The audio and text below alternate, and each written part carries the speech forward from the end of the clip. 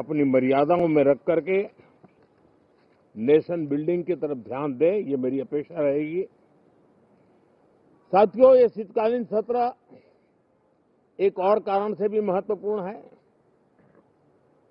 हमारे नए माननीय सभापति जी आज से हमारे उच्च सदन का मार्गदर्शन उनका शुरू हो रहा है। मैं उनको शुभकामनाएं देता हूं। साथियों, जीएसटी रिफॉर्म्स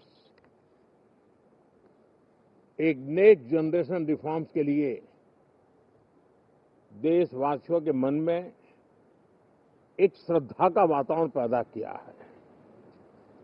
इस सत्र में भी उस दिशा में बहुत सारे काम होने वाले हैं।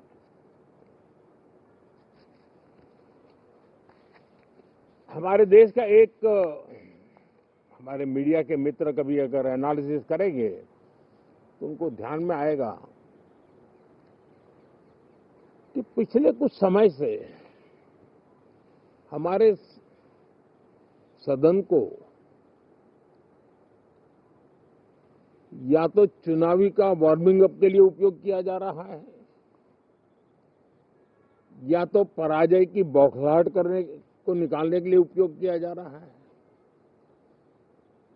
अब मैंने देखा है कुछ प्रदेश ऐसे हैं कि सत्ता में रहने के बाद इतनी एंटी इनकम्बेंसी है कि वो वहां जनता में जा नहीं पा रहे हैं, वहां लोगों के बीच जाकर के अपनी बात बता नहीं पा रहे हैं, और इसलिए सारा गुस्सा या सदन में आकर के निकालते हैं और सदन को अपने उस राज्य की राजनीति के लिए इस्तेमाल करने की नई परंपरा को कुछ दलों ने जन्म दिया है।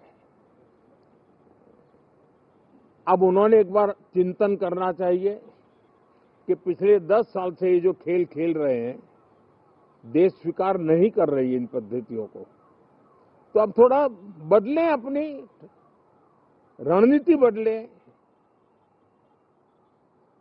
मैं टिप्स देने के लिए तैयार हूं उनको कैसे परफॉर्म करना चाहिए, लेकिन कम से कम सांसदों के हकों पर तराप मत लगाइए, सांसदों को अभिव्यक्ति का अवसर दीजिए, अपनी निराशा और अपने पराजय पे सांसदों को बलि मत बनाइए। मैं आशा करता हूं कि इन जिम्मेवारियों के साथ